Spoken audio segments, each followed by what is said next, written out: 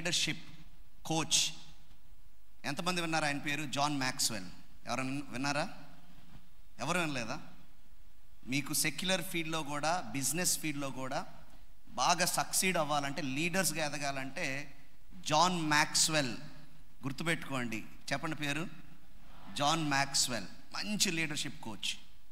ఏ విధంగా మంచి లీడర్స్గా ఎదగాలో బోధిస్తాడు. It is $multi-million company, coaching company అది. కాబట్టి మనకు ఫ్రీగా యూట్యూబ్లో వాళ్ళ వీడియోస్, ఆయన బుక్స్ అయితే కొనుక్కోవాలి, దొరుకుతాయి. ఆయన అంటాడు, life is a matter of choices అంటాడు. Life is a matter of choices. జీవితం అంతా కూడా నిర్ణయాలతో నిండిపోయి ఉంటుందంట. It's all about choices. Every morning it is a choice for you to wake up at the time you're waking up. ప్రతి ఉదయం కూడా నీవు లేస్తున్నావు అంటే ఏ టైంలో లేగాలనేది కూడా నీ చాయిస్. అవును కదా? ఇంకాసేపు పడుకుందాం, లేకపోతే ఇప్పుడే లేచిపోదాం, ఇంకో గంట తర్వాత లేద్దాం, ఇవన్నీ కూడా మనం చేసుకునే choices. Life is a matter of choices. And every choice you makes you. Every choice you makes you. రాసుకునే అలవాటు ఉంటే రాసుకోండి. ఇలాంటి స్టేట్మెంట్స్ మనల్ని చాలా ప్రభావితం చేస్తూ ఉంటాయి. నన్నైతే ప్రభావితం చేసింది చదివినప్పుడు నేను. Life is a matter of choices and every choice you makes you. జీవితం నిర్ణయాలతో, ఎంపికలతో కూడినటువంటి జీవితం. మీరు తీసుకునే ప్రతి ఎంపిక, చేసుకునే ప్రతి ఎంపిక, తీసుకునే ప్రతి నిర్ణయం మిమ్మల్ని నిర్మిస్తుంది అంటాడు. మీ నిర్ణయాలే మిమ్మల్ని నిర్మిస్తాయి. మిమ్మల్ని కట్టాలన్నా, పడగొట్టాలన్నా, మంచిగా నిర్మించాలన్నా, చెడ్డగా నిర్మించాలన్నా మీరు చేసుకునేటువంటి నిర్ణయాలే. చాలా కాలంగా మనము ఈ పేస్ట్ బాగుంటుందని వాడిన తర్వాత, ఈ పేస్ట్ వాడటం వలన నా పళ్ళ మీద ఫ్లేక్స్ వస్తాయని మీరు తెలుసుకున్నప్పుడు, అరే ఇన్ని సంవత్సరాలు ఈ పేస్ట్ ఎందుకు వాడాను రా బాబు అని బాధపడతారు. ఇది చాలా బాగుంటుంది అని మనం వాడేసిన తర్వాత అది బాగోలేదు, నా శరీరాన్ని పాడు చేసింది, నా జీవితాన్ని పాడు చేస్తుంది అని మనం తెలుసుకున్నప్పుడు బాధపడుతూ ఉంటాం. కాబట్టి ఉదయం లేచి మనం వాడే ప్రతి వస్తువు, ఆ విషయాల్లో మనం తీసుకునే ప్రతి నిర్ణయం, మనం తీసుకునేటువంటి చాయిసెస్, ఏ కాలేజీకి వెళ్తాం, ఏ స్కూల్కి వెళ్తున్నాం, ఏ గ్రూప్ సెలెక్ట్ చేసుకుంటున్నాం, ఆ తర్వాత ఎవరిని వివాహం చేసుకుంటాం, ఏ ఉద్యోగం సెలెక్ట్ చేసుకుంటున్నాం, ఇవన్నీ కూడా మన జీవితాలను ఆయా విధాలుగా మనం చేసుకున్న నిర్ణయాలను బట్టే కడుతూ ఉంటాయి. అవే మనల్ని కడతాయి అని జాన్ మ్యాక్స్వెల్ చెప్తాడు. మన జీవితాల్లో చాలాసార్లు చాలా టాలెంట్ మనకు ఉంటుంది, చాలా టాలెంట్ ఉంటుంది. కొంతమంది బాగా పాటలు పాడగలరు, కొంతమంది బాగా మ్యూజిక్ వాయించగలరు, ఇప్పుడే చూసాం. కొంతమంది డ్రాయింగ్ వేయగలరు, కొంతమంది ఇంకా వేరే వేరే టాలెంట్స్ వారి జీవితాలు ఉంటాయి. కొంతమందికి లీడర్షిప్ టాలెంట్ ఉంటుంది, కొంతమందికి ఇంటర్పర్సనల్ రిలేషన్స్ బాగా మెయింటైన్ చేయగలుగుతూ ఉంటారు. ఇలాగ రకరకాల టాలెంట్స్. కొంతమంది బాగా మ్యాథ్స్ చేయగలుగుతారు. ఈ టాలెంట్స్ ఎన్నైనా ఉండొచ్చు, కానీ మీరు చేసుకునే నిర్ణయాలు ఆ టాలెంట్స్ను కూడా ప్రభావితం చేస్తాయి. నేను స్కూల్లో చదివే రోజుల్లో బాగా మ్యాథమెటిక్స్లో నంబర్ 1గా ఆల్మోస్ట్ 100 out of 100 వచ్చేటువంటి స్టూడెంట్ ఉండేవాడు. ఈ రోజున తాగి రోడ్ల మీద పడుకుంటా ఉన్నాడు. ఎందుకంటే his choices made him so.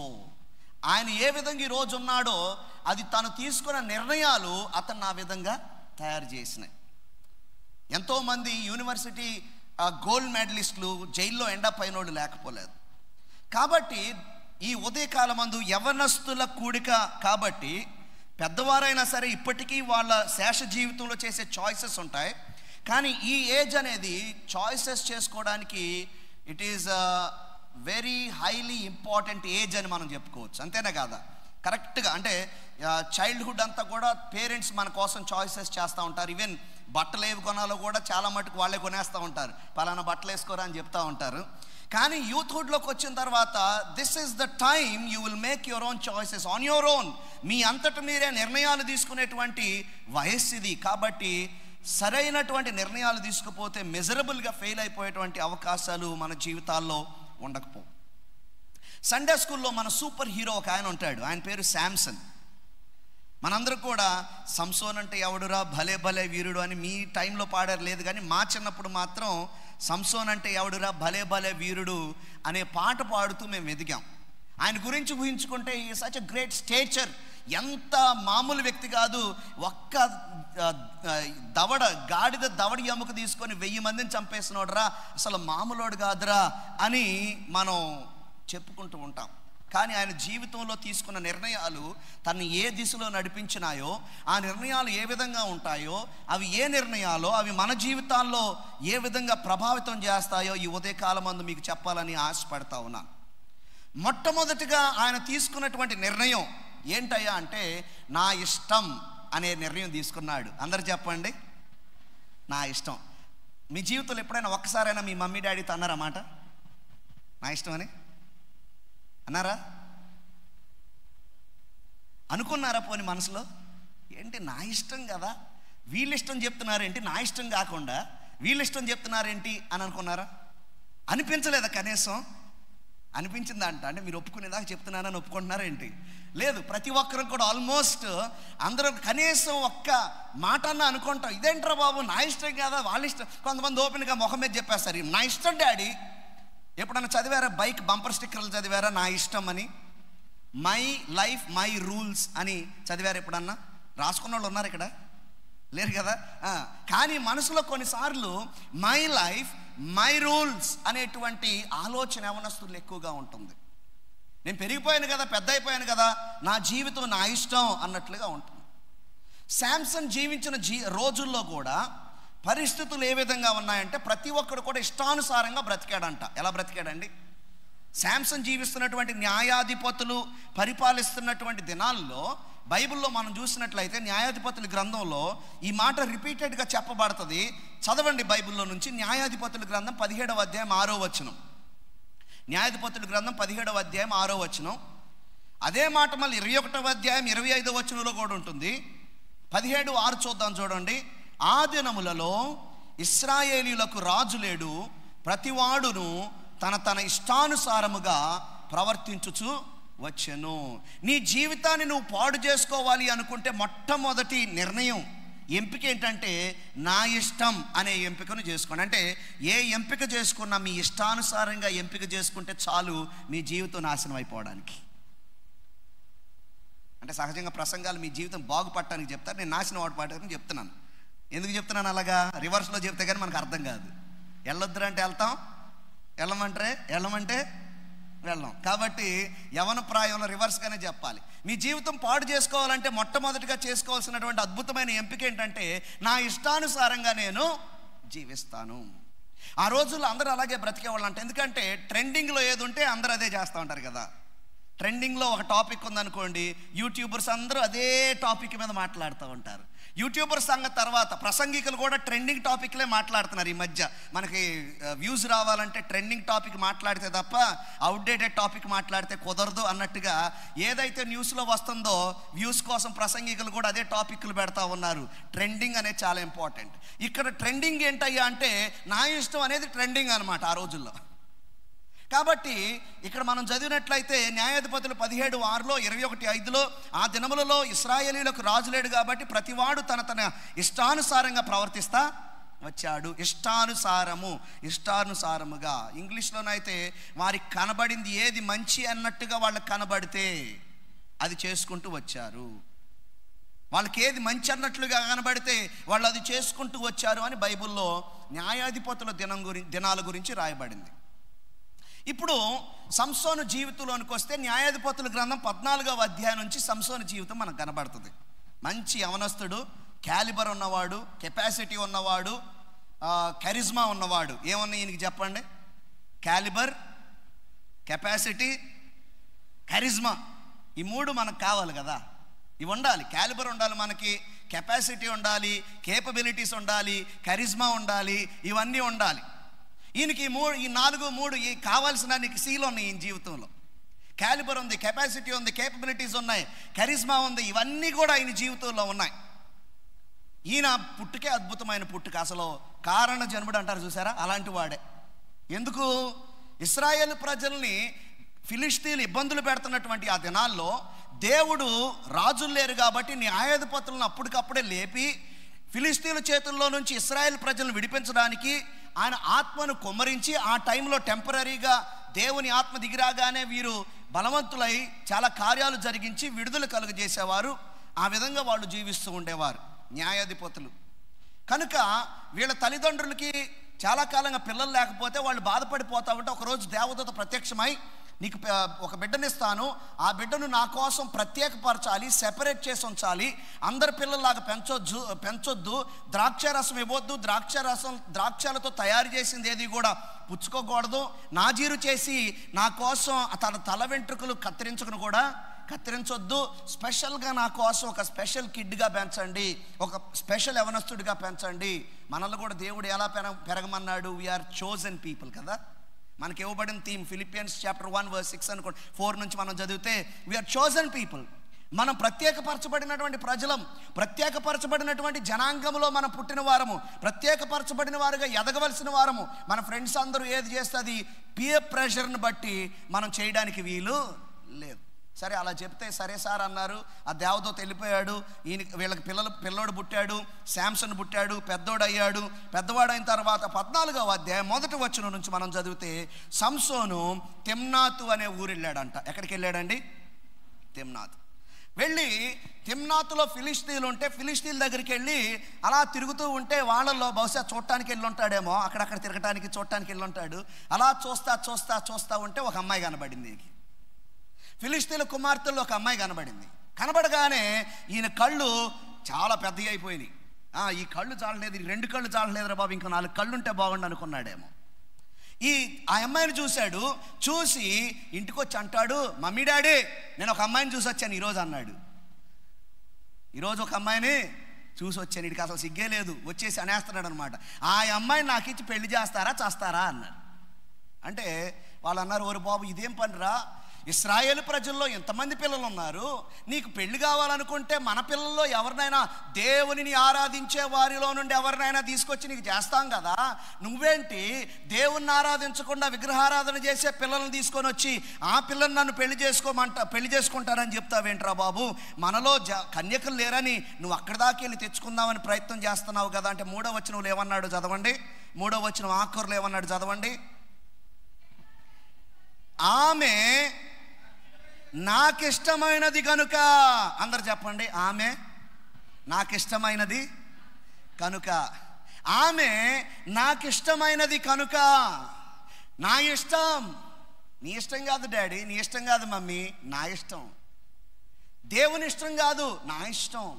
దేవుడు ఏమంటున్నాడు, దేవుడు చెప్పింది ఏంటి అని ఆలోచన చేస్తే ద్వితీయోపదేశకాండం 7వ అధ్యాయం 3వ వచనంలో ఒక మాట ఉంది. దేవుడు ఆల్రెడీ చెప్పేశాడు. దేవుడు ద్వితీయోపదేశకాండం 7వ అధ్యాయము 3వ వచనములో, నీవు వారితో అనగా అన్యులతో వియ్యమందకూడదు, నీ కుమారునికి వాని కుమార్తెను పుచ్చుకొనకూడదు, నన్ను అనుసరింపకుండా ఇతర దేవతలను పూజించున్నట్లు నీ కుమారుని వారు మళ్ళించుదురు, అందును బట్టి యెహోవా కోపాగ్ని నీ మీద రగులుకొని ఆయన నిన్ను త్వరగా నశింపచేయును అని ఇశ్రాయేలు ప్రజలతో దేవుడు ముందు వచనాల్లోనే చెప్పించేశాడు.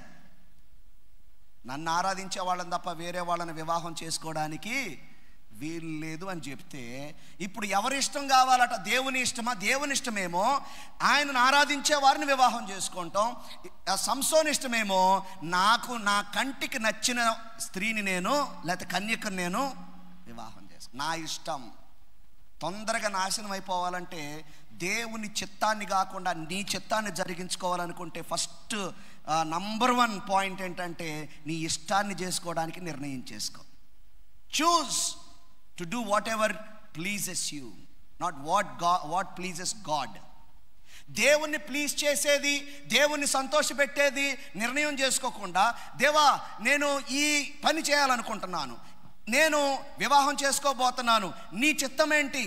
లేకపోతే నేను ఫలానా ఉద్యోగం చేయాలనుకుంటున్నాను, నీ చిత్తం ఏంటి? ఇదిగో స్నేహితులు వచ్చి నన్ను ఈ పాపం చేయమంటున్నారు, నీ చిత్తం ఏంటి? చాలా స్పష్టంగా దేవుని వాక్యంలో దేవుని చిత్తం ఏంటో మనకు కావలసిందంతా కూడా ప్రత్యక్షపరిచి ఉంచాడు. Every part of your life has a suggestion from the scriptures. దేవుని వాక్యములో నుండి నీ జీవితంలో ఏ పార్ట్ అయినా తీసుకో, ప్రతి దానికి అవసరమైనటువంటి సలహా లేదా ఆజ్ఞ అనుకోవాలి మనం, అది దేవుని వాక్యములో మనకు ఇవ్వబడి ఉన్నది. కాకపోతే మనం ఏం చేస్తామంటే నాకు నచ్చింది నేను చేస్తాను.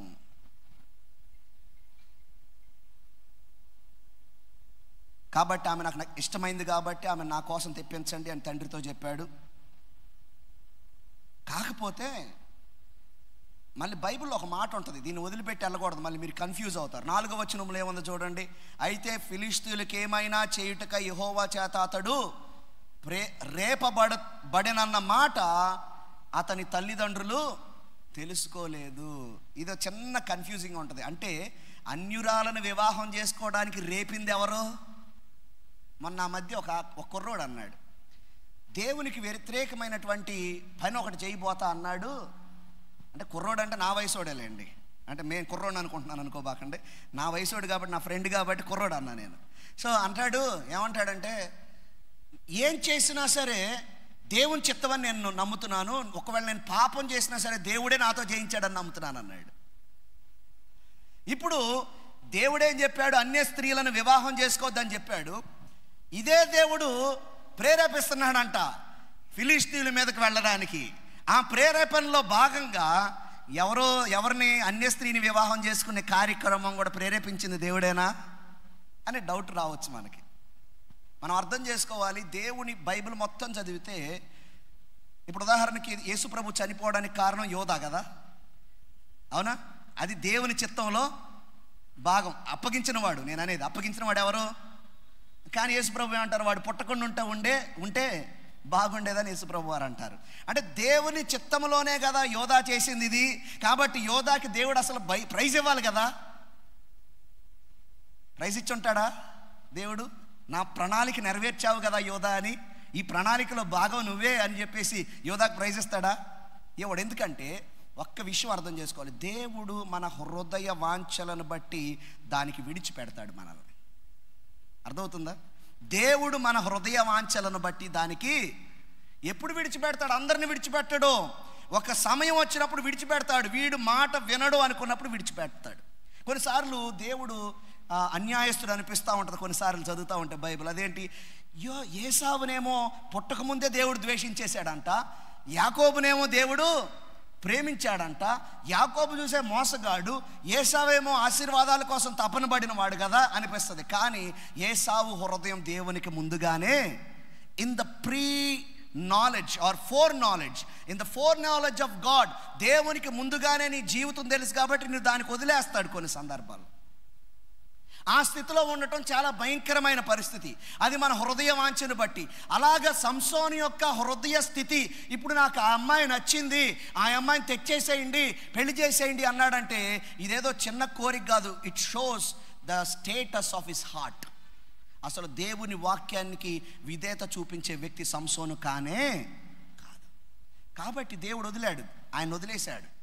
అక్కడ ఆయన వాడుకుంటున్నాడు దేవుడు, ఆ వాడుకునేవాడిని వదిలేశాడు. ఈ దేవుడు నన్ను వదిలేశాడు అన్న విషయాన్ని గ్రహించకుండా తన ఇష్టం వచ్చినట్లుగా దేవుని చిత్తం బైబిల్ ఆల్రెడీ న్యాయాధిపతుల గ్రంథంలో మనకు ముందు అధ్యాయంలోనే చెప్పబడినట్లుగా ఇది నా చిత్తం అని చెప్పాడు దేవుడు. కానీ ఆయన చిత్తాన్ని చేయకుండా తన సొంత చిత్తాన్ని జరిగించుకోవడానికి సంసోను బయలుదేరుతా ఉన్నాడు. 7వ వచనంలోకి వచ్చినప్పుడు క్షమించండి, న్యాయాధిపతుల గ్రంథం 14వ అధ్యాయం 7వ వచనంలో ఒక మాట రాయబడి ఉంటుంది. అతడు అక్కడికి వెళ్ళి ఆ స్త్రీతో మాట్లాడినప్పుడు ఆమె యందు సంసోనుకు ఇష్టము కలిగేను. వినండి, పేరెంట్స్కి చెప్పాడు, ససేమేరా నేను ఆ అమ్మాయిని చేయకపోతే నేను ఊరుకోను అన్నాడు. సరేలే పదరా బాబు అని తీసుకొని వెళ్ళారు, మాట్లాడారు, వాళ్ళతో సంప్రదింపులు చేశారు. ఆ అమ్మాయితో మాట్లాడగానే ఏమైంది? ఇంకా ఇష్టము. జాగ్రత్త, చాటింగ్ జాగ్రత్త. హాయ్ అంటే చాలు, హాయ్ అంటే చాలు. సరదాగే కదా ఒక చాటింగ్ చేద్దాం, హలో అని పెడదాం అన్నాం అనుకోండి, 2 మాటలు మాట్లాడితే ఏమొస్తుందంట? ఏమొస్తుంది? ఇష్టం వస్తుంది. 2 మాటలు మాట్లాడితే, పైగా అబ్బాయిల గురించి చెప్తూ వేశ్య పెదాలు తేనె గారుతుందంట. ఏం గారుతుంది? అబ్బాయిలు కూడా వేశ్యలుగా ఉంటారు, వాళ్ళ పెదాలు కూడా తేనె గారుతుంది. ఏం గారుతుంది? మమ్మీ డాడీ చాలా కటువుగా ఉంటారు. మమ్మీ డాడీ అంటే ఇంత రఫ్గా మాట్లాడుతున్నారు నాతో అనుకుంటావు నువ్వు. అబ్బా అబ్బాయి అంత బాగా మాట్లాడుతున్నాడు అనుకుంటారు. ఒకసారి ఒక చిన్న యవనస్తురాలకి, అమ్మ ఇది వద్దమ్మా, అసలు అలాంటిది ఈ వయసులోనే తగింది కాదు. A right thing in a wrong time is a wrong thing. A right thing in a wrong time is a wrong thing. అసలు రాంగ్ థింగ్ అయితే అంటే మంచి విశ్వాసి అయిన అబ్బాయిని లేదా అమ్మాయిని పెళ్లి చేసుకోవాలి అనుకుంటే నీకు ఒక వయసు వచ్చినప్పుడు రైట్ థింగ్ అవుతుంది అది. బట్ ఆ అబ్బాయి అలాంటి వాడు కాదు, ఆ అమ్మాయి అలాంటిది కాదు అన్నప్పుడు అసలు ఏ వయసులోనే అది కరెక్ట్ అయిన పని కాదు. అంటే అమ్మ అది కరెక్ట్ కాదమ్మా అంటే, అన్నా నీకు తెలీదు అబ్బాయి చాలా మంచోడు అన్న. రోడ్డు మీద గొడవ చేసి పోలీస్ స్టేషన్కి తీసుకెళ్ళినప్పుడు అప్పుడు అర్థమైంది ఆ అమ్మాయికి.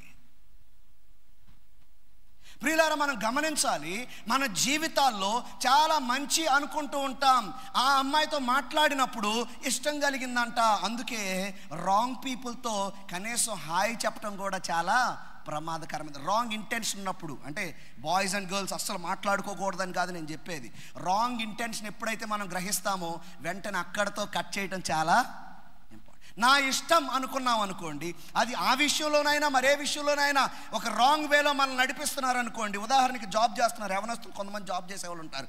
మనం పలానా తప్పు చేద్దాం, ఈ జాబ్లో పలానా దాచేద్దాం, ఇది దొంగతనం చేద్దాం, లేకపోతే పలానా మోసం చేద్దాం, పలానా ఫ్రాడ్ చేద్దాం అన్నప్పుడు ఆ ఫస్ట్ కాన్వర్జేషన్లోనే కటింగ్ అయిపోవాలి అక్కడ. లేదు మనం కూర్చుందాం మాట్లాడదాం కాసేపు దాని గురించి ఏంటి, దాని వివరాలు ఏంటి అని కనుక్కున్నావు అనుకో, నీకేం కలుగుతుంది దాని మీద ఇష్టం కలుగుతుంది. భలే ఉంది ఈ స్కీమ్ ఏదో బాగుంది, ఇంకొంచెం ఎక్స్ట్రా సంపాదించడానికి బాగుంటుంది అని నీవు తప్పు చేస్తావు, భయంకరమైన పప్పులో కాలేసేస్తావు. కాబట్టి కాన్వర్జేషన్స్ అనేది ఇష్టాన్ని పుట్టిస్తుంది. కాబట్టి ఏదైతే తప్పుడు కాన్వర్జేషన్స్ ఉంటాయో, దేవునికి అనుకూలంగా ఉండని కాన్వర్జేషన్స్ ఏవైతే ఉంటాయో ఆ కాన్వర్జేషన్స్ని ముందులోనే తుంచేయటం చాలా ప్రాముఖ్యం అన్న విషయాన్ని మనం జ్ఞాపకం చేసుకోవాలి. శాంసన్ వెళ్ళాడు, ఆ అమ్మాయిని చూశాడు, ఆ అమ్మాయితో మాట్లాడినప్పుడు ఆమె యందు సంసోనుకు ఇష్టము కలిగెను అన్నమాట మనం చూస్తాం. మన జీవితాన్ని పాడు చేసుకోవాలంటే మొట్టమొదటి పని ఏమిటంటే మన ఇష్టం వచ్చినట్లుగా మన జీవితాన్ని మనము కొనసాగించుకోవడం. కొంతమంది యవనస్తులు కాబట్టి చెప్తున్నాను, ఎందుకంటే one of the most important decisions you can make in your life is to find a life partner. అవునా కదా? నీ యొక్క జీవిత భాగస్వామిని కనుక్కోవడం అనేది నీ జీవితంలో చాలా అత్యంత ప్రాముఖ్యమైంది. ఒకసారి ఒక పాస్టర్ గారి దగ్గరికి ఒక అంకుల్, ఆయన పెద్ద ఆయన పాపం చాలా సీనియర్ పాస్టర్ గారు, ఆయన దగ్గరికి ఒక యవ్వన బిడ్డ వచ్చి, అంకుల్ నేను పెళ్లి చేసుకుందాం అనుకుంటున్నాను అంకుల్ అందంట. ఎవరమ్మా అంటే, ఎవరో ఏ చర్చికి వెళ్తాడు ఆ అబ్బాయి అని అడిగితే, ఏంటి మీ పేరెంట్స్ చూసారంటే మా పేరెంట్స్కి ఇష్టం లేదు అంకుల్ అందంట. అంటే మరి ఏంటి ఏ చర్చికి వెళ్తాడు ఆ అబ్బాయి అంటే, అసలు చర్చికి వెళ్ళడండి అందంట.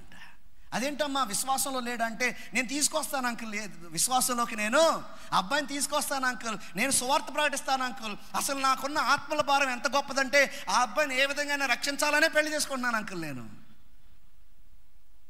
మిషనరీ డేటింగ్ అంట. ఏమిటండి అది? Missionary dating. మామూలుగా సువార్త తినరంట, ఇలాగైతేనే సువార్త తింటారంట. కాబట్టి ఆ అబ్బాయిని దేవుళ్ళని అలా వదిలేసామంటే నరకానికి వెళ్ళిపోతాడు అంకుల్, ఆ అబ్బాయిని పెళ్లి చేసుకొని దేవుళ్ళలోకి తీసుకొస్తాను అంకుల్. ఎంత చెప్పినా వింటలేదు. అది కాదమ్మా, అది సాధ్యం కాదమ్మా, అది చాలా రిస్కీ పనమ్మా అంటే వింటలేదంట. ఇక చివరికి అర్థం కావట్లేదు, ప్రాక్టికల్గా ఈ అమ్మాయికి చూపిద్దామని ఆయన ఆఫీస్ టేబుల్ మీదకి, అమ్మ కొద్దిగా టేబుల్ ఎక్కమ్మా అన్నాడంట. పెద్ద ఆయన అంకుల్ గారు చెప్పారని పైకి ఎక్కిందంట. ఎక్కిన తర్వాత ఈయన కింద నిలబడి చేయి పట్టుకోమ్మా అని పట్టుకుందంట. పట్టుకుంటే నన్ను పైకి లాగమ్మా అన్నాడంట. నన్ను పైకి లాగమంటే ముక్కుతుంది కానీ పైకి రావట్లేదంట. ఈయన అసలే పాస్టర్ గారులం కదా మేము, కొంచెం అంటే అందరు కాదులేండి కానీ నాలాంటి వాళ్ళు కొద్దిగా హెవీగా ఉంటారు కదా, పైకి రావట్లేదంట. రాకపోతే చివరికి సరే నువ్వు అయిపోయిందా నీ ప్రయత్నం, సరే నేను చూస్తానని చెప్పేసి ఈయన ఒక చిన్న ఇలా గుంజాడంట. దబేలు మన కింద వచ్చి పడిందంట. ఇలాగ అయిపోద్దమ్మా నీ జీవితం అన్నాడంట. నువ్వు చాలా పైన ఉన్నావు విశ్వాసంలో, ఆ అబ్బాయి కింద ఉన్నాడు, కింద ఉన్నవాడు పైన ఉన్నవాడిని లాగటం చాలా సులభం. పైన ఉన్నవాడు కింద ఉన్నవాడు లాగటం కంటే కింద ఉన్నవాడు పైన ఉన్నవాడిని ఈజీగా లాగేస్తాడు, జాగ్రత్త అని చెప్పి పంపించాడంట. నిజమే కదండి ప్రియులారా? నా ఇష్టం వచ్చినట్టుగా నేను చేస్తే చాలా ప్రమాదకరం. దీని గురించి కొన్ని వచనాలు ఉన్నాయి బైబిల్లో, చదివి ముందుకెళ్ళిపోతాను. సామెతలు 14:12 ఒకని ఎదుట సరి అయినదిగా కనబడు మార్గము కలదు, అయితే తుదకు అది మరణమునకు త్రోవ తీయును. యెషయా 55:21. యెషయా 5:21. తమ దృష్టికి తాము జ్ఞానులనియు తమ ఎన్నికలో తాము బుద్ధిమంతులనియు తలంచుకొని వారికి శ్రమ. నా దృష్టిలో నేను జ్ఞానవంతుడిని అనుకుంటే నాకేంటో చెప్పండి, శ్రమ. నేను దేవుని ఆలోచన తీసుకోకుండా, పెద్దల ఆలోచన తీసుకోకుండా, అది ఏ విషయమైన వాక్యానుసారంగా ఉందా లేదా అని చూసుకోకుండా నా దృష్టికి నేను జ్ఞానవంతుని అనుకుంటే శ్రమలో పడిపోతా. సామెతలు 12:15 ఈ మాట ఉంటుంది. సామెతలు 12:15, మూఢుని మార్గము వారి దృష్టికి సరి అయినది, జ్ఞానము గలవాడు ఆలోచనను అంగీకరిస్తాడు. మూఢుడు ఏం చేస్తాడు? మూఢత్వం కలిగిన వాడు, స్టబ్బన్ ఫెలో ఏం చేస్తాడు? నువ్వు నాకు సలహాలు ఇవ్వక్కర్లేదు అంటాడు. మంచోడైతే ఏం చేస్తాడు? సలహాలు తీసుకుంటాడు. సామెతలు 21:2, సామెతలు 21:2, ఒకడు తనకు ఏర్పరచుకొనిన మార్గము ఎట్టిదైనను తన దృష్టికి అది న్యాయముగానే అగపడును. వాడు ఏ మార్గంలో వెళ్తాను అనుకుంటాడు? నేను న్యాయంగానే వెళ్తున్నాను అనుకుంటాడు. యెహోవాయే హృదయములను పరిశీలన చేయువాడు. యెహోవాయే హృదయములను పరిశీలన, నీ హృదయంలో ఏముందో పరిశీలన చేసి తెలుసుకోగలిగిన వాడు దేవుడు ఒక్కడే. హల్లెలూయా. కాబట్టి ప్రమాదంలో మనం పడిపోకూడదు. రెండవ ఎంపిక, సంసోను చేసుకున్నటువంటి రాంగ్ చాయిస్ రెండోది ఏంటంటే he picked unnecessary fights out of anger. అవసరం లేని ప్రతి పోరాటంలో ఏలు పెట్టేవాడు ఈయన. మీలో ముక్కోపం ఎంతమందికి ఉంది? ఎవరికైనా ఉందా ముక్కోపం? అనవసరమైన దాంట్లో అనవసరమైన fights. You have to always choose your fights wisely. మీ యొక్క పోరాటాలు ఎప్పుడు కూడా ఇక్కడ పోరాడవలసిన అవసరం ఉందా లేదా, ఇది దేవుని చిత్తమా కాదా? కొన్ని చోట్ల పోరాడాలి, కొన్ని చోట్ల పోరాడకుండా ఉండాలి, కొన్ని చోట్ల వదిలేయాలి, కొన్ని విషయాల్లో పోరాడాల్సిన అవసరం వస్తుంది. అది కూడా దైవ చిత్తానుసారంగా మాత్రమే మనము పోరాడవలసిన అవసరం వస్తుంది. నీకు నచ్చిన ప్రతి ఫైట్ కూడా నువ్వు పికప్ చేసేసుకుంటూ దొరికిన వాళ్ళందరితో ఫైట్ చేసుకుంటూ వెళ్తూ ఉంటే నీ కాలేజీలో, నీ స్కూల్లో, నీ ప్రొఫెసర్స్ మధ్య, నీ ఆఫీస్లో కానీ, నీ ఇంట్లో కానీ, నీ కమ్యూనిటీలో కానీ, చర్చ్లో కానీ అందరితో పికింగ్ ఫైట్స్ అంటే అది నీ జీవితంలో చాలా, నువ్వు దేవుడు నిన్ను దేనికోసం ఏర్పాటు చేసుకున్నాడో అది చేయలేకుండా అది నిన్ను చేసేస్తుంది. శాంసన్ కొన్ని వాస్తవానికి పోరాడటానికే దేవుడు ఈ బిడ్డను ఎన్నుకున్నాడు. కానీ కొన్ని ఫైట్స్ అన్నెసెసరీ ఫైట్స్ కదా కొన్ని. First of all, it is not God's will for him to marry a Philistine girl. Clear, there is no doubt. ఫిలిస్తీయురాలని పెళ్లి చేసుకోవడం అనేది దేవుని చిత్తము కాదు. క్లియర్గా బైబిల్లో మనకుంది. అప్పటికే న్యాయాధిపతుల గ్రంథం 14వ విధి చూస్తాం. దీనికంటే ముందే దేవుడు చెప్పాడు, అన్య కన్యకలను పెళ్లి చేసుకోవద్దు అని చెప్పాడు. క్లియర్. కానీ ఈయన దాన్ని చేశాడు. అయితే ఆ విషయంలో పోరాటాలు, అన్నెసెసరీ పోరాటాలు ఎలాగా అంటే, ఓకే మనకు తెలుసు న్యాయాధిపతులు 14లో చదువుతుంటే అమ్మాయిని చూడటానికి తిమ్నాతు వెళ్ళేటప్పుడు అమ్మా నాన్న తీసుకొని వెళ్తూ ఉంటే దారిలో సింహం ఎదురైంది. దీనికి సింహం ఎదురైతే వీరుడు కదా, దేవుని ఆత్మ దిగి వచ్చింది. దేవుని ఆత్మ దిగి రాగానే ఈయన వీరత్వాన్ని చూపించి ఆ సింహాన్ని రెండుగా చీల్చేసి చంపేసి అక్కడ పడేశాడు. అయిపోయింది. వాస్తవానికి నాజీరు చేయబడిన వాడు శవాన్ని ముట్టకూడదు. పడేశాడు, వెళ్ళిపోయారు. అమ్మాయిని చూశారు, అంతా అక్కడ హడావిడి చేశారు. తిరిగి తీసుకొచ్చి మమ్మీ డాడీని ఇంట్లో డ్రాప్ చేశారు. డ్రాప్ చేసిన తర్వాత మళ్ళీ అమ్మాయిని చూడటానికి వెళ్ళాడు. వచ్చేటప్పుడు దారిలో సింహం వెళ్ళేటప్పుడు దారిలో సింహం ఒకటి కనబడింది. ఏది? ఈ సింహం, చచ్చిపోయిన సింహం కనబడింది. కుళ్ళిపోయి ఉంది. ఆ కుళ్ళులో నుంచి ఏమొస్తున్నాయి? తేనెటీగలు వస్తున్నాయి. ఏంట్రా ఇక్కడ తేనెటీగలు వస్తున్నాయి, తేనుందా అని చెప్పేసి వెళ్ళాడు. నాజీరు చేయబడిన వాడు దాని దగ్గరికి వెళ్ళకూడదు. వెళ్ళాడు, ఆ సింహంలో ఉన్నటువంటి ఆ తేనెని బయటికి తీసుకొచ్చాడు, తిన్నాడు. తీసుకెళ్ళి మమ్మీ డాడీకి ఇచ్చాడు. వాళ్ళకి చెప్పలేదంట చచ్చిపోయిన సింహంలో నుంచి తీసుకొచ్చాను తిన్నని. పాపం వాళ్ళు తిన్నారు. కొన్ని సీక్రెట్లు దాస్తూ ఉంటారు కదా, సీక్రెట్ దాచాడు. ఇది ఎక్కడి నుంచి వచ్చిందో చెప్పలా. అబ్బా మా అబ్బాయి తేనె తెచ్చాడని తినేశారు వాళ్ళు. ఈయన తిన్నాడు. తర్వాత భార్య దగ్గరికి వెళ్ళినప్పుడు, ఆ అమ్మాయి దగ్గరికి వెళ్ళినప్పుడు ఒక ఫంక్షన్ చేశారు. 7 రోజులు ఫంక్షన్ చేశారు పెళ్ళికి ముందు. మన అంబానీ గారు చేస్తున్నట్టుగా మన రేట్లు పెంచేసి. ఇక ఫంక్షన్ చేస్తే 7 రోజుల ఫంక్షన్లో మొదటి రోజే అన్నాడంట, నేను ఒక పొడుపు కథ చెప్తాను వినండి, దానికి ఆన్సర్ చెప్తే నేను మీకు 30 దుస్తులు ఇస్తాను, మీరు చెప్పలేకపోతే 7 రోజుల్లో చెప్పలేకపోతే మీరు నాకు 30 దుస్తులు ఇవ్వాలి, 30 పేర్స్ ఆఫ్ క్లోత్స్ ఇవ్వాలంటే వాళ్ళు పందెం అనుకొని పందెం వేసుకున్నారు. అంటే బెట్టింగ్ అనమాట.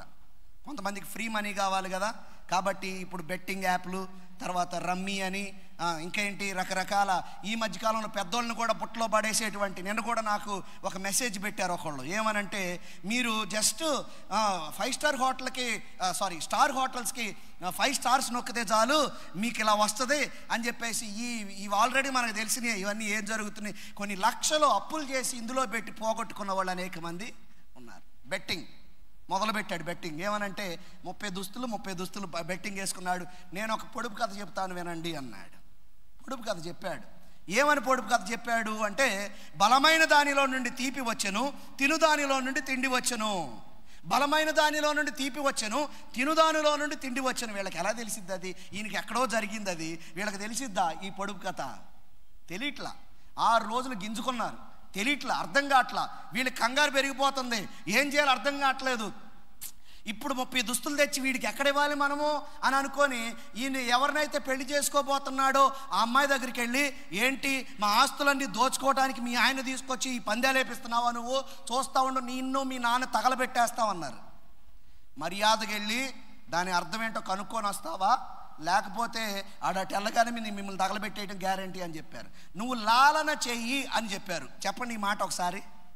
లాలన చాలా డేంజరస్. ఇది లాలన చేసైనా సరే వాడి దగ్గర నుంచి సీక్రెట్ కనుక్కో. యవనస్తులకు, పెద్దవాళ్ళకైనా యవనస్తులకైనా లాలన అనేది వెరీ డేంజరస్.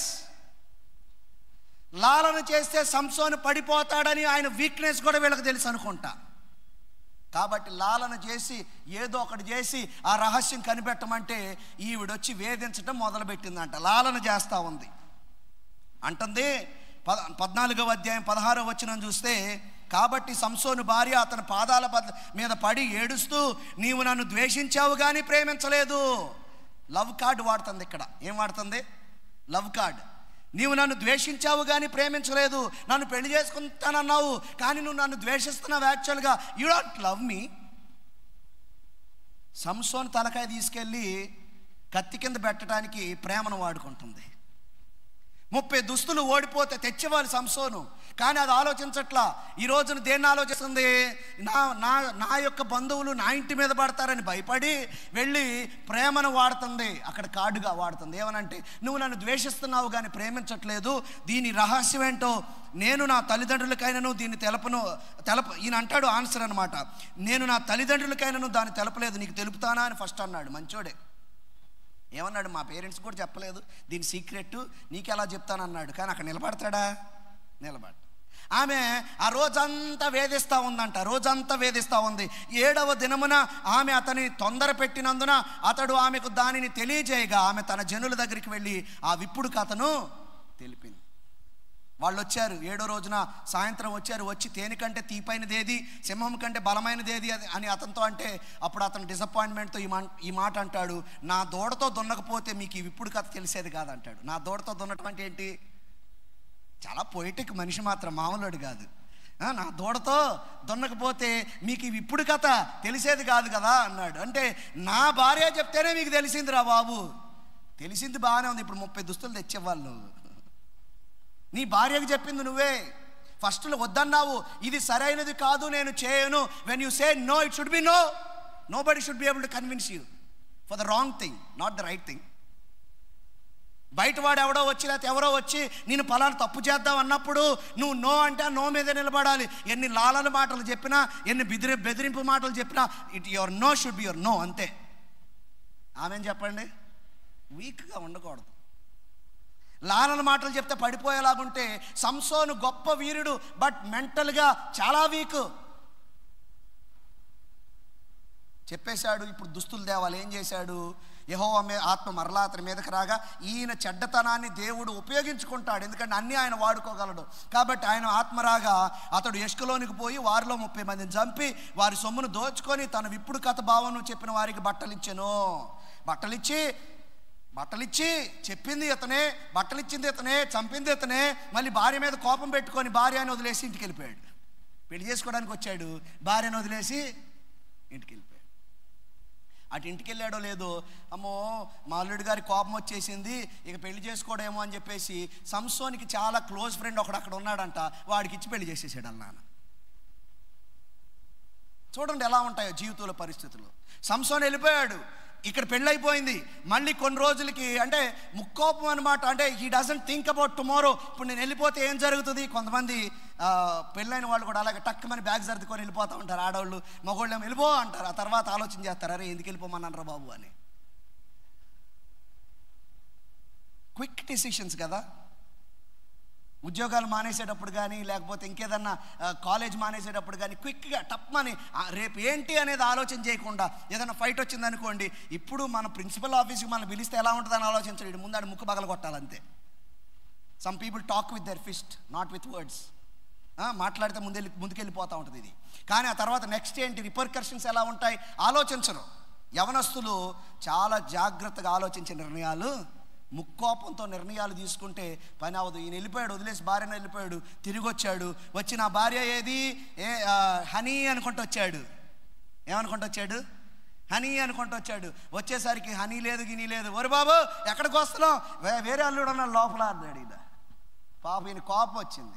కోపం వచ్చి ఏం చేశాడు? కోపం వచ్చినప్పుడు కూర్చొని గొడవ వేసుకోవాలి. అక్కడ ఇక్కడ గొడవ వేసుకోవట్లే. ఎక్కడికి వెళ్తున్నాడు? పొలాల్లోకి వెళ్ళి 300 నక్కలు పట్టుకొచ్చి, ఈ వెరైటీ పనులు చూడండి. ఈయన నక్కలు పట్టుకొచ్చి నక్కలు రెండు నక్కల్ని తోకలు మూడేసి, ఆ తోకలకి దివిటీ కట్టి దాన్ని వెలిగించి ఈ నక్కల్ని తీసుకెళ్ళి పొలాల్లో వదిలాడంట, ద్రాక్ష తోటల్లో. ఇప్పుడు గొడవ ఎవరితో? ఈయనకి మామగారితో గొడవ, ఊరు మొత్తంతో గొడవ పెట్టుకున్నాడు ఈయన. చూడండి ఎలా ఉంటుందో కొంతమంది పని. చాయిసెస్, అన్నెసెసరీ ఫైట్స్ పిక్ చేసుకుంటూ ఉంటారు. ఈయన అనవసరమైన గొడవే కదా ఇది. సరే తగలబెట్టి వెళ్ళిపోయాడు. ఈయన వెళ్ళిపోయాడు. ఈయన మాటకి ఈయన చేసిన దానికి ఏం జరిగిందంటే, ఈయన ఇలా వీళ్ళు తన భార్యని వేరే వాడికి ఇచ్చి పెళ్లి చేయబట్టి వీడొచ్చి మన పొలాలు తగలబెట్టాడని, వీడు దొరకలేదని ఊర్లో వాళ్ళందరూ వచ్చి ఇంట్లో పెట్టి తన తండ్రిని, ఆ పిల్లని, ఆ ఫ్యామిలీని మొత్తాన్ని ఇంట్లో పెట్టి తగలబెట్టేశారు. ఈయన చేసిన పనికి వేరే వాళ్ళ ప్రాణాలు పోయి. ఇలా ఫైట్స్ గురించి మాట్లాడుకుంటే చాలాసేపు పడుతుంది, ఎందుకంటే ఈ ఫైట్స్ చాలా ఉంటాయి. ఇలా అన్నెసెసరీ ఫైట్స్ అన్ని పిక్ చేసుకుంటూ తన జీవితాన్ని ఒక న్యాయాధిపతి కంటే వేరేలాగా బ్రతికేశాడు. ఒక థగ్ లైఫ్ అంటారు. ఏం లైఫ్ అండి అది?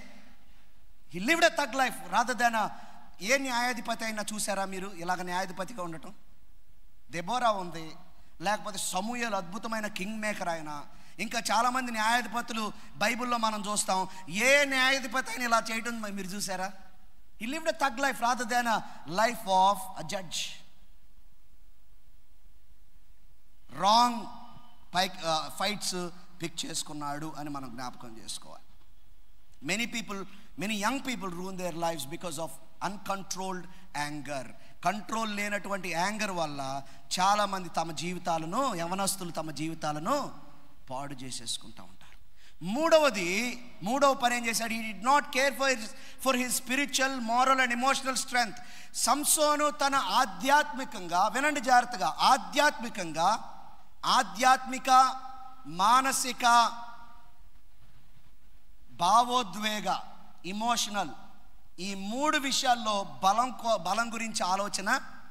నాకు బాడీ ఉందో చాలు అనుకున్నాడు. మంచిగా జిమ్ చేస్తారు ఈ మధ్యకాలంలో కదా. జిమ్ చేసి 6 ప్యాక్ ఉంటే సరిపోదు, 8 ప్యాక్ ఉంటే సరిపోదు. బ్రెయిన్ పని చేయాలి. మనకి ఏం పని చేయాలి? బ్రెయిన్ పని చేయాలి. ఇమోషనల్ స్ట్రెంగ్త్ ఉండాలి.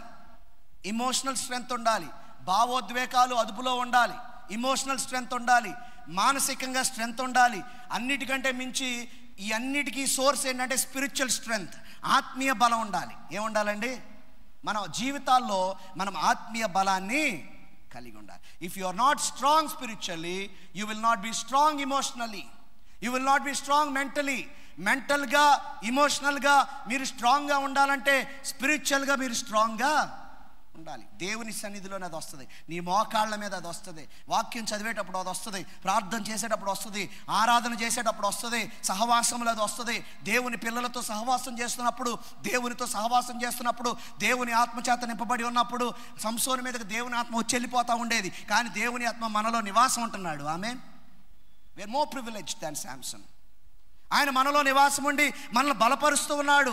మనకు ఆత్మీయ బలాన్ని ఇస్తాడు. కానీ మనం ఆత్మీయ బలం వైపు మనము ఫోకస్ చేయకుండా, నా దగ్గర బలం ఉంది, శారీరక బలం ఉంది అనుకుంటే శాంసన్ లాగా అయిపోతాం. He didn't focus on his spiritual strength, Nar his mental strength, Nar his emotional strength. లాలన చేస్తే పడిపోతాడు. కాబట్టి సేవకులు ఉన్నారు, వచ్చారు ఆల్రెడీ, కాబట్టి నేను ఇంకా తొందరగా ముగిస్తాను. He did not care for his spiritual, moral and emotional strength. మనం చూస్తాము ఈయనకున్న వీక్నెస్, మారల్ వీక్నెస్ ఎంత భయంకరంగా ఉంటుందంటే న్యాయాధిపతులు 16:1 తరువాత ఇక్కడ తిమ్నాతులో ఒక అమ్మాయిని చూశాడా? 16వ అధ్యాయం మొదటి వచనంకి వస్తే మళ్ళీ ఇంకొక అమ్మాయిని చూస్తాడు. తర్వాత సంసోను గాజాకు వెళ్ళి వేశ్యను ఒకతను చూచి ఆమె యొద్దకు చేరాడంట. 16:4 పిమ్మట అతడు సోరేకు లోయలోనున్న దెలీనా అను స్త్రీని మోహింపగా అని ఉంటుంది. ఈయన ఒకటే పని పెట్టుకున్నాడు. ప్రియులారా గమనించండి, యవ్వన ప్రాయంలో మన యొక్క బలాన్ని, మన జ్ఞానాన్ని, మన జీవితాన్ని దేవుని కోసం మనం సమర్పించే వారంగా మనము ఉండాలి. ఎమోషనల్గా, మోరల్గా మనం స్ట్రాంగ్గా ఉండాలి. లాలన చేస్తే పడిపోకూడదు. ఇక్కడ తనకి పతనం అయిపోయాడు. డిసిషన్ సరిగ్గా చేసుకోకపోతే మన జీవితాలు ఏమైపోతాం చెప్పండి. And especially when you think that, when you get that first hint that that person is a wrong person, అంతే, ఇంకా వేరే స్టెప్ వేయడానికి అవకాశం లేదు. వేరే స్టెప్ వేయడానికి అవకాశం అది మ్యారేజ్ విషయం కానివ్వండి, ఫ్రెండ్షిప్ కానివ్వండి, ఈవెన్ బిజినెస్లో కూడా బిజినెస్ పార్ట్నర్షిప్ కానివ్వండి, చదువుకునే విషయంలో కానివ్వండి, ఎక్కడైనా సరే ఒక పని ఇది రాంగ్ హింట్ వచ్చిందంటే ఒక రెడ్ ఫ్లాగ్ అంటారు. అందరు చెప్పండి ఏంటది? Especially in relationships, when you have one red flag, don't forget it, don't bear with it. ఒక్క రెడ్ ఫ్లాగ్ చాలు నీ జీవితాన్ని నాశనం చేయడానికి. దాన్ని బైపాస్ చేసావంటే, నిన్న నేను చదువుతా ఉన్నాను, టైటానిక్ షిప్ మునిగిపోవడానికి కారణం, టైటానిక్ అంత పెద్ద షిప్ అన్సింకబుల్ అన్నారు కదా, మునిగిపోవడానికి కారణం ఏంటంటే ఆ వైర్లెస్ మెసేజ్ రిసీవ్ చేసుకునేవాడు, వాడికి రోజంతా మెసేజ్లు వస్తున్నాయి అంట. ఏమని? ఎదరంతా కూడా ఐస్ ఫుల్గా ఉంది అని చాలా షిప్లు మెసేజ్లు పెడతా ఉన్నాయి. పైగా ఆఖరికి అది మునిగిపోకముందు 1 గంట ముందు కూడా కాలిఫోర్నియన్ అనే షిప్ కూడా మెసేజ్ పంపించింది. కానీ వాళ్ళకున్న రూల్ ఏంటంటే మెసేజ్ ముందు MSG అనే ఒక చిన్న మాట ఉంటేనే ఇది ఎమర్జెన్సీ అని గుర్తుపట్టి దానికి కెప్టెన్ ఎక్నాలెడ్జ్మెంట్ కావాలంట. ఆ MSG అనే మాట లేకుండా ఉంటే కెప్టెన్ ఎక్నాలెడ్జ్మెంట్ అవసరం లేదు. సో కెప్టెన్ ఎక్నాలెడ్జ్మెంట్ అవసరం లేదు, MSG అని లేదని ఉదయం నుంచి ఏదో ఇక్కడ ఐస్ ఉంది అని చెప్పిన మెసేజ్లని నెగ్లెక్ట్ చేస్తే 1 గంట ముందు కూడా నెగ్లెక్ట్ చేశాడు. తిన్నగా ఐస్బర్గ్ను గుద్ది మునిగిపోయింది. Red flags are very important. అసలు దేవుడిస్తాడు ఆ రెడ్ ఫ్లాగ్స్, అది మనం గుర్తుపెట్టుకోవాలి. దేవుడిచ్చే రెడ్ ఫ్లాగ్స్. ఇప్పుడు టైం ఎక్కువ లేదు కాబట్టి ఎక్కువ డిస్క్రైబ్ చేయను. డెలీలా దగ్గరకు వచ్చి ఆమెతో చేరినప్పుడు అదే టైంలో ఫిలిస్తీన్లు వచ్చి వాడిని పట్టుకోవాలి, మా వల్ల కావట్లేదు, ఏంటమ్మా నువ్వు వాడిని మాకు అప్పచెప్పావంటే మాత్రం నీకు ఇంత డబ్బులు ఇస్తామని బేరం కుదుర్చుకుంటే ఒక ప్రేమికురాలుగా యాక్ట్ చేస్తూ బేరం పెట్టి తన లైఫ్ని గ్యాంబుల్ చేసుకుంటాడు ఆయన. అక్కడ పెట్టి ఫస్ట్ ఓకే అర్థం కాలేదు, వెళ్ళాడు. ఇమోషనల్గా, మారల్గా వీక్గా ఉన్నాడు, ఎస్పెషలీ మారల్గా వీక్గా ఉన్నాడు, స్పిరిచువల్గా వీక్గా ఉన్నాడు, వెళ్ళాడు. కానీ ఫస్ట్ టైము శాంసన్ నీ బలం ఎక్కడుంది అని అడగగానే టింగ్ మన రెడ్ ఫ్లాగ్ రావాలి, అవునా కదా? వామ్మో ఏంటి నా బలం గురించి అడుగుతుంది ఇవిడ, అర్జెంట్గా ఇక్కడ నుంచి నేను ఖాళీ.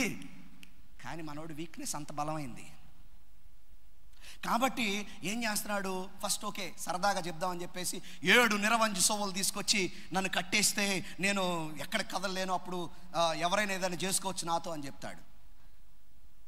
చెప్పాడు, వెళ్ళి పట్టుకొచ్చి కట్టేసింది మనోడిని. కట్టేసి ఓరి నిజంగానే కట్టేస్తుంది ఈవిడేంటి అంటే నన్ను అప్పగించాలనుకుంటుందే అనుకొని తెలుసుకోవాలి కదా. ఓకే విదిలించుకున్నాడు. ఫిలిష్తీయులు అందరూ పారిపోయారు. నువ్వు నన్ను ప్రేమించట్లేదు Samson, you don't love me. ఏడవడం మొదలుపెట్టింది. ఇమోషనల్ గేమ్ ఆడుతూ ఉంది, ఆ లవ్ కార్డు వాడుతూ ఉంది. లాలన చేసింది కదా తిమ్నాతులో అమ్మాయి, అలాగే లాలన చేస్తూ ఉంది, వేధిస్తూ ఉంది. అలా చేస్తూ ఉన్నప్పుడు కాదమ్మా ఇగో నువ్వు కొత్త తాళ్ళు ఎప్పుడు వాడని తాళ్ళు తెచ్చి కట్టే నన్ను, నేను పడి ఉంటాను అక్కడ చేసింది. మళ్ళీ ఫిలిష్తీయులు అరా రండి అందే, వచ్చారు, ఏదో చేయబోయారు, అవి మొత్తం తెంపేశాడు. ఇప్పటికన్నా అర్థం కావాలి, 2 సార్లు. ఏ బుద్ధిహీనుడికైనా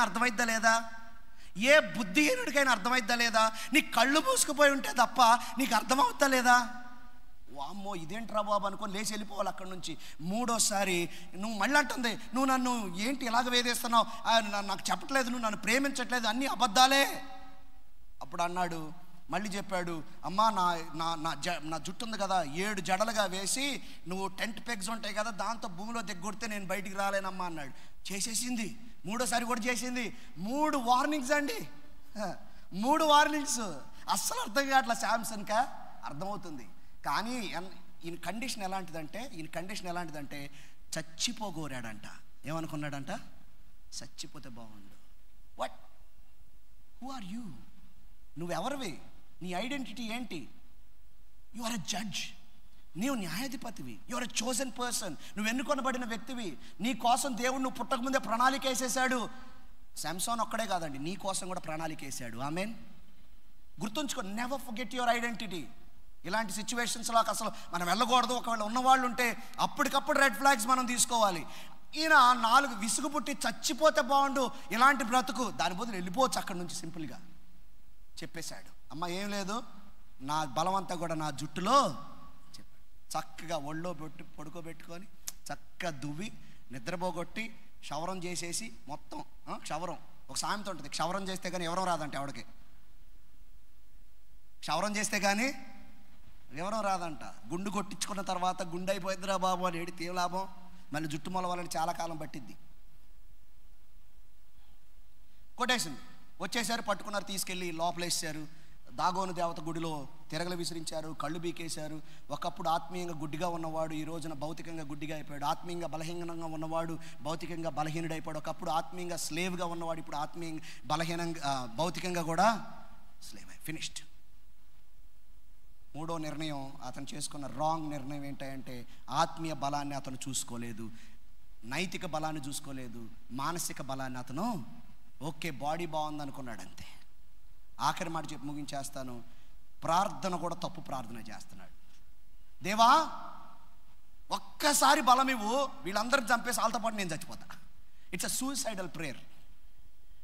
డోంట్ ప్రే సూసైడల్ ప్రేయర్. ఇంత చేసిన దేవుడు నిన్ను విడిపించలేడా? గుడ్డోండైనా వినిపించగలడు దేవుడు. ఆయనకు అసాధ్యమైంది ఏది లేదు. నువ్వు ఒకసారి రిపెంట్ అయ్యి ప్రభువా నాకు సహాయం చేయంటే నువ్వు there is no depth of pit that God cannot bring you out. దేవుడిని బయటకు తీసుకురాలేనంత లోతైన గొయ్యేమి కూడా ఆయన చెయ్యి కొరచగాలేదు. He can bring you out from any depth. ఎంత లోతులో కూరుకుపోయినా ఆయన నిన్ను బయటకు తీసుకురాగలడు. దేవా నన్ను రక్షించు అని అడిగితే ఆయన రక్షించేవాడేమో, అందరిని చంపేసి ఈయన ఒక్కడనే బతికించేవాడేమో. కానీ he prayed a suicidal prayer. Prayer కూడా తప్పే చేస్తున్నాడు. ప్రియులారా 4 విషయాలు చెప్పాను, ముగించేస్తున్నాను. చాయిస్ అనేది మనం కరెక్ట్గా చేసుకుంటే తప్ప మన జీవితాల్లో మనం ఎంత టాలెంట్ ఉన్నా టాలెంట్ పనికిరాదు. He did what was right in his own sight. ఆయన దృష్టిలో ఏది మంచిదనుకున్నాడో అది చేశాడు. He picked unnecessary fights out of anger. కోపంలో అనవసరమైనటువంటి పోరాటాల్లోకి వెళ్ళాడు. He did not care for his spiritual, moral and emotional strength. ఆయన ఆధ్యాత్మిక, నైతిక, మానసిక బలాన్ని ఆయన పట్టించుకోలేదు. ఆఖరిగా he prayed suicidal prayer rather then a prayer of repentance and victory. ఆయన పశ్చాత్తాపంతో కూడిన విజయం కోసం ఆయన ప్రార్థన చేసేదానికి బదులుగా ఒక సూసైడల్ ప్రేయరు చేస్తూ ఉన్నాడు. ఎంత దారుణమైనటువంటి పరిస్థితో. Make right choices. అందరు చెప్పండి. చాయిస్ చేసుకోకుండా ఉండటం కూడా కరెక్ట్ కాదు. ఏదో ఒక చాయిస్ చేయాలి. ఎందుకంటే చాయిస్ చేసుకోకుండా ఉండటం కూడా ఒక చాయిసే. ఒకడు ఉన్నాడంట, వాడు కొమ్మరి పని చేసేవాడంట. వాడు ఏం చేస్తాడంటే ఒక రోజు ఏం చేశాడంటే ఒక ఇనుప ముక్క తీసుకొని దాన్ని ఏదైనా తయారు చేద్దాం అనుకొని దాన్ని ఫుల్గా కాల్చి కొడతా అనుకున్నాడంట. సడన్గా నేను షూ హార్స్ తయారు చేద్దాం అనుకొని షూ హార్స్ తయారు చేయబోయాడంట. కాసేపటికి షూ హార్స్ కాదు, కొడవలు తయారు చేద్దామని కొడవల్లాగా కొట్టబోయాడంట. ఇంకాసేపటికి కొడవలు కాదు, ఇంకేదో తయారు చేద్దామని ఇంకోటి కొట్టపోతే కొంతసేపు అయిన తర్వాత ఎరుపుదన్నం పోయిన తర్వాత వేడి ఉంటుంది కానీ అది మనం అవ్వదు. ఆ 3 డిసిషన్స్ ఏది సరిగ్గా తీసుకోలేదు. ఆఖరికి దాన్ని ఇప్పుడు ఏం చేయాలి, ఎక్కడైనా పడేస్తే అవడం తొక్కితే కాలిద్ది కదా, అందుకే నీళ్ళలో పెడతాం. వాళ్ళకి అలవాటు నీళ్ళలో పెట్టడం. కాల్చిన తర్వాత నీళ్ళలో పెడితే సుయ్యి అని సౌండ్ వచ్చిందంట. ఈ వెనక మొక్కతో నేనేం తయారు చేయలేకపోయినా సుయ్యి అనే సౌండ్ తయారు చేశాను అనుకోని తృప్తి పడ్డాడంట వాడు. నీవు సరైన సమయంలో నిర్ణయం తీసుకోకపోతే ఏం చేయాలి సార్? తర్వాత సుయ్యి అని సౌండే తయారు చేసుకోవాలి. మనం ఏముంటుంది మన జీవితం? ఏముండదు. Make the right choices. Make right choices in the right time. Amen. యవనస్తులుగా this is the right time for you to make right choices and your guide is none other than the word of God. మీ guide దేవుని యొక్క వాక్యమే. దీనికి మించింది ఏది కూడా లేదు. చిన్న ప్రార్థన చేసుకుందాం.